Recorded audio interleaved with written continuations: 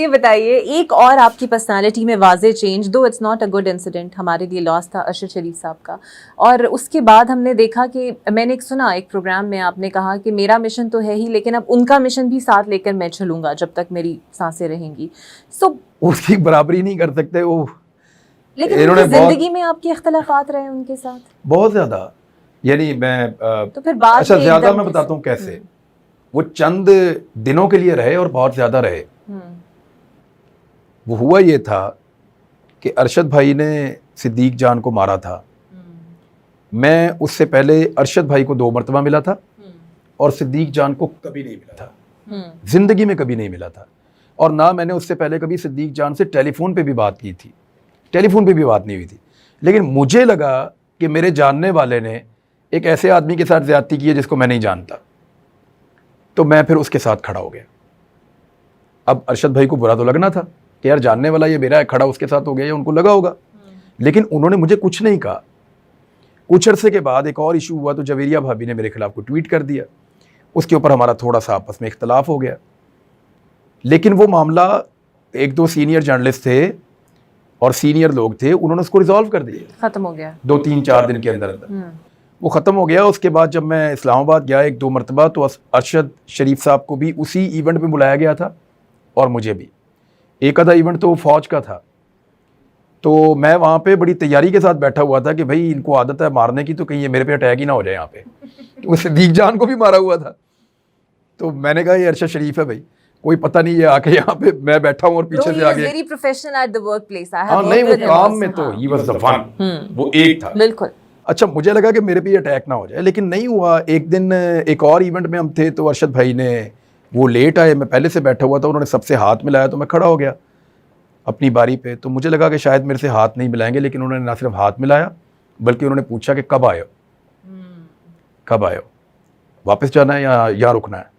क्योंकि उन्हें पता था मैं लाहौर से आता हूँ, तो मुझे कॉन्फिडेंस आया कि नहीं, सुलह हो गई है, माननी पड़ेगी, वो दिल से हो गई है। अच्छा, उसके बाद 1-2 दफ़ा हमारी इंटरेक्शन रही। रिजीम चेंज ऑपरेशन जिस दिन हो रहा था, उस दिन हम दोनों आखिरी लोग थे जब प्राइम मिनिस्टर हाउस में मौजूद थे। अरशद भाई मेरे से थोड़ी देर पहले चले गए। मैंने कहा जी मैं वीलॉग करके निकलूंगा। मैंने वो वीलॉग प्राइम मिनिस्टर हाउस से किया था। वहाँ के स्टाफ से मैंने पूछा मैं कर लूँ, उन्होंने कहा जी इधर बैठ के कर लें आप। तो वो एक वीलॉग 9 अप्रैल की रात वाला जो है वो मैंने वहीं से बैठ कर किया था।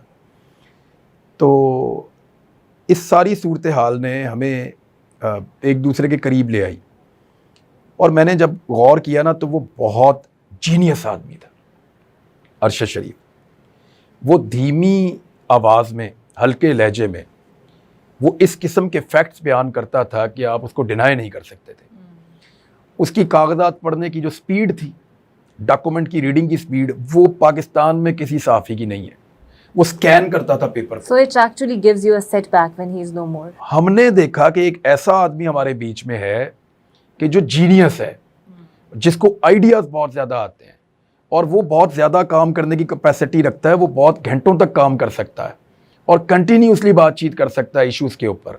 वैसे वो खामोश रहता है, लेकिन जब वो इशू के ऊपर आता है तो वो लंबी बात कर सकता है और आर्गूमेंट के साथ करता है। तो अरशद शरीफ एक एसेट थे। और मुझे एक वाकया भी याद है, प्राइम मिनिस्टर हाउस में आखिरी इमरान खान साहब का दिन था, तो उस दिन मुझे समा टीवी ने नौकरी से निकाल दिया। तो मैंने, हालांकि इन्हें मना किया था कि आप मुझे ना निकालिएगा, आपके चैनल के लिए बदनामी होगी, मुझे बता दीजिएगा, मैं नौकरी छोड़ जाऊंगा। क्योंकि यहाँ मेरे बहुत सारे दोस्त काम करते हैं समा में, उनके लिए चैलेंज नहीं होना चाहिए। लेकिन किसी ने अपनी ईगो को सेटिस्फाई करना था, तो उन्होंने मुझे नौकरी से निकाल दिया कि हमने निकाला जी, ठीक है। तो वो मैं वहाँ गया, तो इमरान खान साहब ने कहा कि इधर बैठ जाएं आप।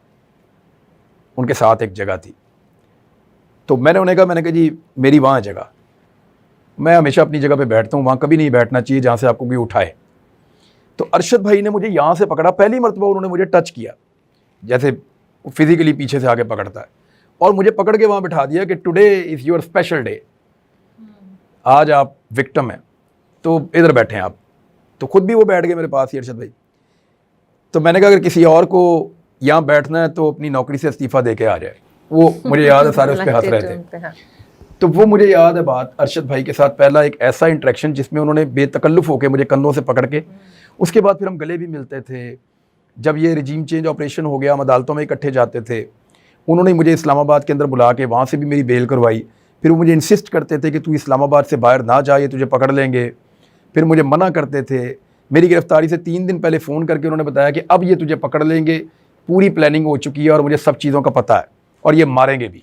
यानी कि एक बहुत ही कोजी बॉन्ड आपने उनके साथ एक शेयर 8 किया महीने है। की था, 8 महीने की दोस्ती टोटल, बिल्कुल सही। 8 महीने की दोस्ती है। और पता नहीं, मुझे लगता है, यानी मुझे ऐसा लगता है कि मेरी सबसे कीमती चीज़ों में से एक छीन ली वो किसी 8 ने। माह है आपके।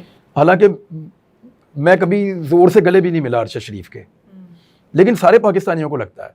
मुझे हैरत इसलिए नहीं होती कि जब सारे पाकिस्तानियों की ये फीलिंग है तो मेरी फिर क्यों नहीं होगी।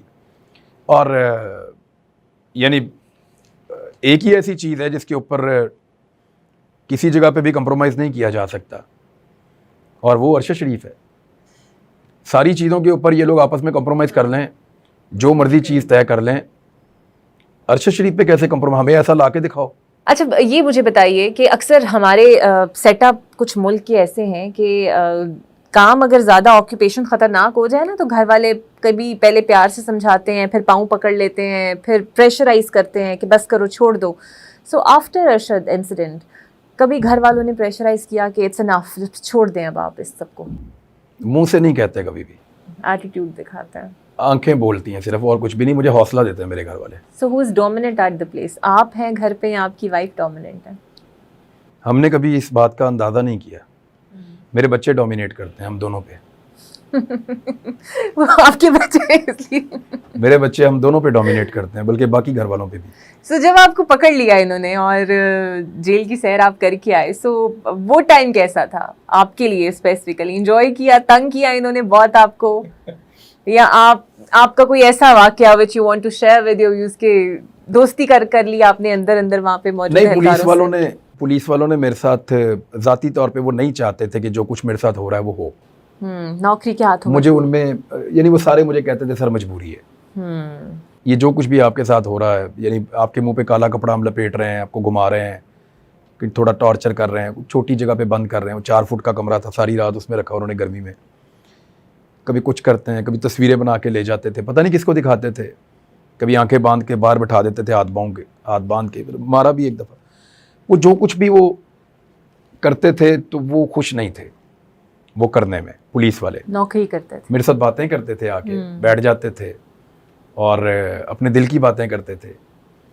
और वो मुझे कभी भी कोई ये नहीं कहता था कि आपने गलत किया है। वो मुझे ऐसा लगता नहीं था कि मैं मुजरिम हूँ इनका। But the best part is कि अभी मुझे ऑफ द रिकॉर्ड बताया था कि जो तस्वीर खिंचाता था वो मुअत्तल हो जाता था। हाँ, ये हुआ बहुत सारे पुलिस वालों के साथ हुआ। बल्कि एक पुलिस वाले के साथ क्या हुआ, आपको एक फ़ोटो आपने देखा होगा कि मैं लेटा हुआ हूँ और मेरी आंखों के ऊपर पट्टी है।